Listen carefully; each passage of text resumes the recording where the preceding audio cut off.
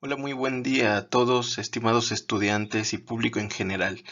En esta ocasión les traigo un video sobre la introducción a la teoría de la medición.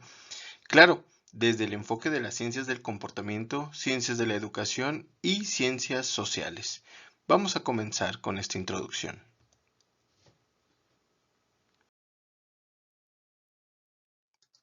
Primero, Protágoras nos decía: Panton, grematon, metron, anthropon, einai, ton men onton, os esti, tonde me onton, os ouk esti. Esto quiere decir que el hombre es la medida de todas las cosas, de las que son cuanto son, de las que no son en cuanto no son. Este pasaje del Teteto de Platón señala justamente la idea fundamental en términos epistemológicos de lo que podemos comprender como la medición. En principio, hay que entender que la medición siempre está vinculada al hombre que mide. De esta manera, no podemos pensar en medir si no estamos pensando en sus referentes. En este caso, el propio hombre o la propia disciplina en la cual nos estamos insertando y de la cual vamos a obtener algún constructo que medir.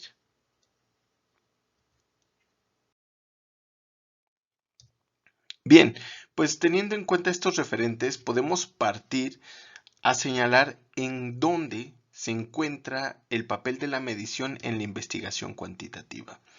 Rex Klein, un metodólogo norteamericano, nos señala que la trinidad de la investigación se compone de tres elementos: la medición, el diseño y el análisis. Actualmente nosotros nos vamos a centrar en la medición, pero es muy importante ver el panorama completo y saber que la medición junto con el diseño y el análisis constituyen los tres componentes fundamentales de toda investigación desde un enfoque cuantitativo. Así, la medición contribuye a la validez de constructo. Esto es, que nos permite definir los constructos o conceptos científicos que estamos utilizando, los operacionaliza a través de la medición y, claro, nos permite comprender qué tan fiable es el baremo o la estandarización de los instrumentos que estamos utilizando para medir fenómenos psíquicos o sociales. En el componente del diseño nos ofrece la validez interna de la investigación. Esto quiere decir los diseños como tal, diseños experimentales, diseños no experimentales, que básicamente son la estructura o los elementos estructurales de un proyecto, sus hipótesis y, por supuesto, muchas veces en los diseños de investigación experimentales, el control de variables es un elemento fundamental. Sin embargo, también nos ofrece validez externa, es decir, aquella que puedo generalizar. ¿Cómo? A través de un plan o una estrategia de muestreo. Y finalmente, tanto la medición como el diseño nos llevan al análisis. En este caso tenemos la validez de conclusión, que es la posibilidad de hacer unas estimaciones de varianza adecuada, estimación del error muestral y, claro, evaluar las hipótesis de investigación que tenemos. Nosotros, cuando hacemos un proyecto de investigación, entonces debemos de pensar en esta trinidad casi al mismo tiempo. Lo que voy a medir, cómo lo estoy diseñando y, por supuesto, cómo lo voy a analizar en su momento.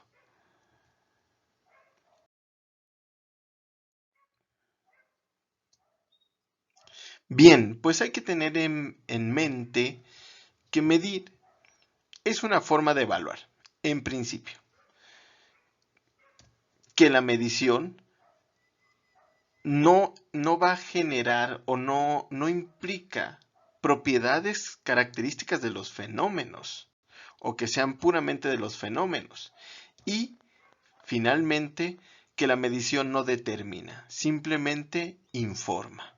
Estos tres elementos son importantes para no confundir la medición con un elemento de determinación o que consideremos que estamos sacando los números de adentro de las características de un fenómeno analizado. No, es muy importante mantener a raya justo los elementos que vamos a entender por la medición en ciencias del comportamiento o ciencias sociales y de la educación. Ahora, entonces, ¿qué debemos de entender por medir o medición? Es un conjunto de modelos formales que permiten la evaluación de variables psicológicas, sociales, educativas, de la salud o del comportamiento en general. Su objetivo es desarrollar modelos de índole cuantitativa para transformar hechos en datos, para asignar valores numéricos a las respuestas de los sujetos. Lo más importante en la definición de medir en este campo de conocimiento es que nosotros vamos a transformar hechos en datos a través de reglas de asignación. Esto es muy importante. Los números no se van a asignar de forma aleatoria. Tenemos que tener reglas para esta estructura.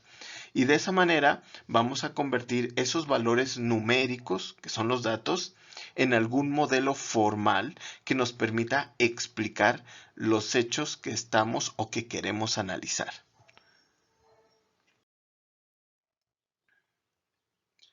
Un tema muy importante en esta transformación que va de los hechos a los datos es la estructura que guardan los constructos, las variables y, por supuesto, cómo se definen cada uno de estos elementos. En el campo de las ciencias del comportamiento y en general, podríamos decir que un concepto expresa una abstracción creada por una generalización a partir de instancias particulares. Por ejemplo, el concepto de silla es una abstracción de sillas particulares y diversas. Lo mismo podemos obtener para el concepto carro o automóvil, que en realidad hay muchos tipos de automóviles, y el concepto solamente es una generalización de todos esos eventos particulares. Lo mismo para cualquier instrumento musical, o la guitarra, por ejemplo, o para cualquier tipo de perro. Todos los perros son tipos de perros, pero que se engloban en una categoría o en un concepto general. Luego tenemos los constructos, que siguen siendo conceptos, pero a diferencia de estos primeros, han sido inventados con un propósito científico especial. Los científicos llaman variables a este tipo de constructos. En este caso tenemos, por ejemplo, constructos en psicología como lo es la personalidad, como lo es la inteligencia y algunos otros. Si se dan cuenta, la diferencia entre un concepto y un constructo es que, aunque todos los constructos son conceptos, los conceptos los podemos utilizar de manera genérica, mientras que los constructos solamente en el ámbito de las ciencias que estamos utilizando o de las disciplinas. Por eso el ámbito de personalidad, de inteligencia, de cognición, de memoria, tendrían que ver con constructos más que conceptos. Finalmente, un constructo se transforma en variables, que es un símbolo al que se le asignan valores o números. En este caso, las variables ya representan esa transformación de los hechos en datos, al momento en el cual hacemos una transformación con los procesos de asignación numérica que veremos más adelante.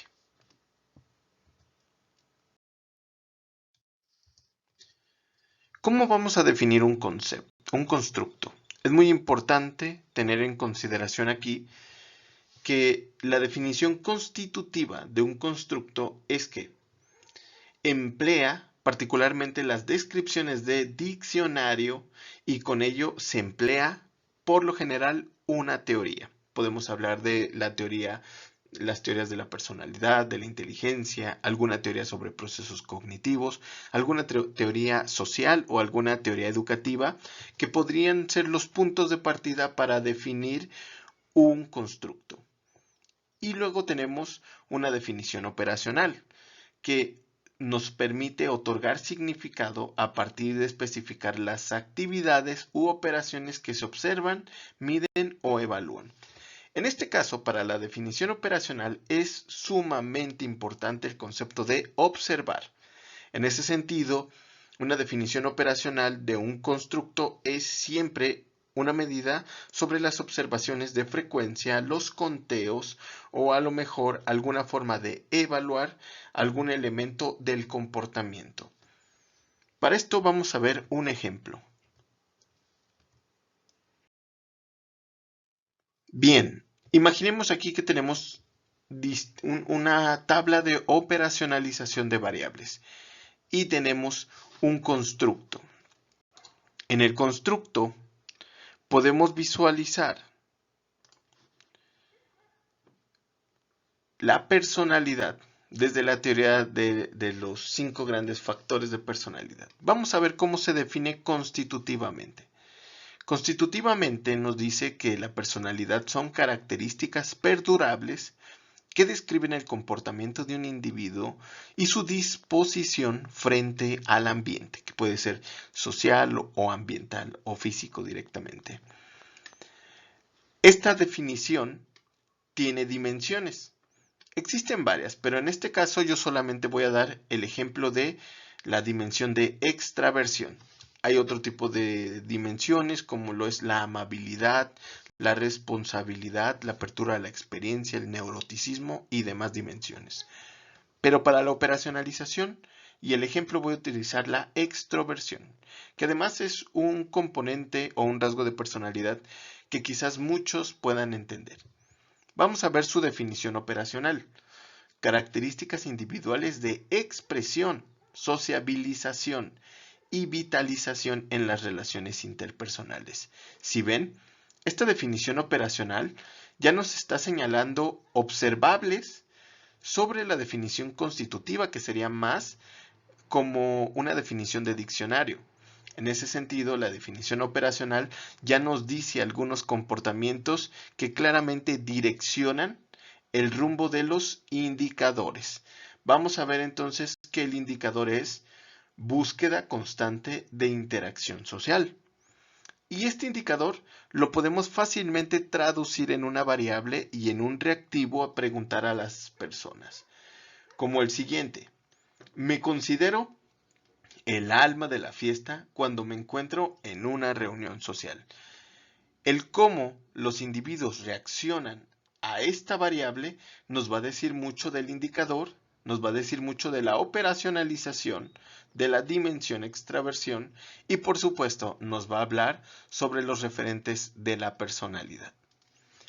Ocurre lo mismo con otros constructos, como el caso de la inteligencia. Vamos a ver este ejemplo. La inteligencia, en su definición constitutiva, es la facultad mental para aprender, razonar, tomar decisiones según algún fenómeno específico de la realidad, es decir, muchos ámbitos que pueden ser físicos o sociales o algún tipo de problema. La dimensión que vamos a analizar es razonamiento. Pero puede haber muchos otros tipos de dimensiones, como la comprensión verbal, como la memoria de trabajo y otros.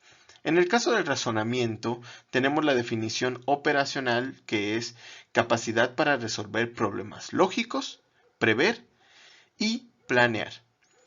El indicador sería indicar la secuencia lógica de una serie de números y letras. Claro, si estoy planteando que podemos resolver problemas en términos lógicos y podemos planear, entonces yo puedo dar una serie quizás de letras y números que tengan alguna secuencia oculta y de esa manera saber si la persona lo puede solucionar. En ese sentido, la variable sería prácticamente ponerle un ejercicio a la persona en donde le dejo una serie numérica y que me diga, señala cuál del siguiente conjunto de opciones es la correcta. Y entonces le muestro una secuencia como estímulo y le doy varias opciones para que pueda contestar esta pregunta. Si ven, de esta manera podemos hacer una operacionalización de variables utilizando los elementos fundamentales de la medición, los constructos en tanto definición constitutiva y operacional y las caracterizaciones de dimensiones e indicadores que nos van a dar variables. En su momento ya hablaremos de cómo se miden estas variables. Algunos comentarios finales es: que la medición es uno de los 3 componentes de la investigación cuantitativa, junto con el diseño y el análisis, y que la medición no determina a los objetos o a los sujetos medidos, solamente nos ayuda a informarnos sobre algunos atributos, características o facultades de los sujetos. Y finalmente, los constructos son los conceptos que se operacionalizan en la medición a través de los elementos teóricos y, por supuesto, de las reglas de asignación de números sobre sistemas o hechos empíricos. Bien, pues la medición es una teoría, entonces podemos preguntarnos cuáles son los supuestos de esta teoría.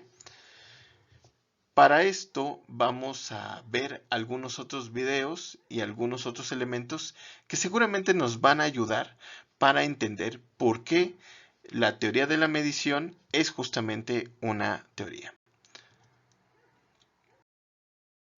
Por mi parte sería todo, no se pierdan los videos que se ponen en el banner y hasta luego.